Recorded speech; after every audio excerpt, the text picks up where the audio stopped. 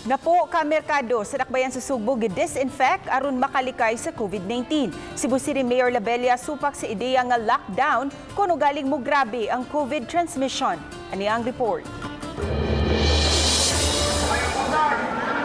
Padayon na itong paglipyo, ha?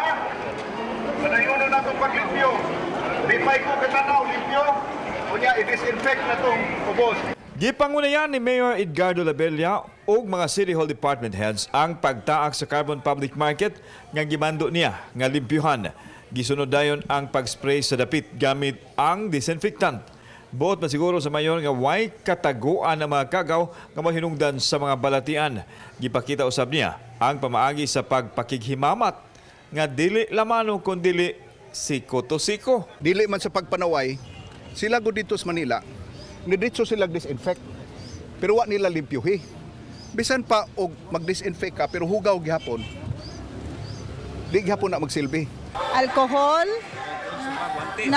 guantes, naami sanitizer, then naami washing area, sir.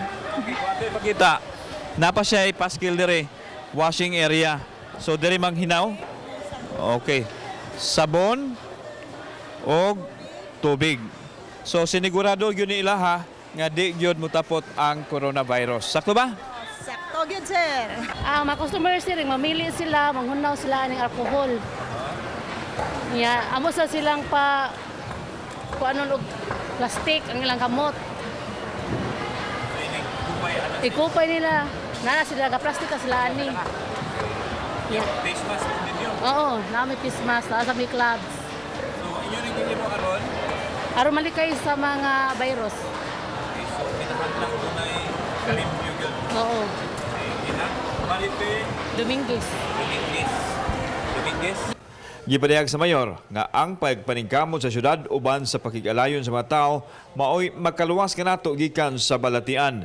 Supak siya pagpatuman sa lockdown kun galing mosamot ang local transmission.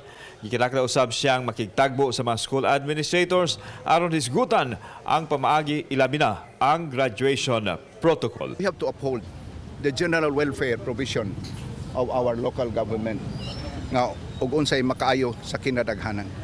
Kauban si Marlon Milgaso, ako si Alan Domingo. Balitang Bisdak.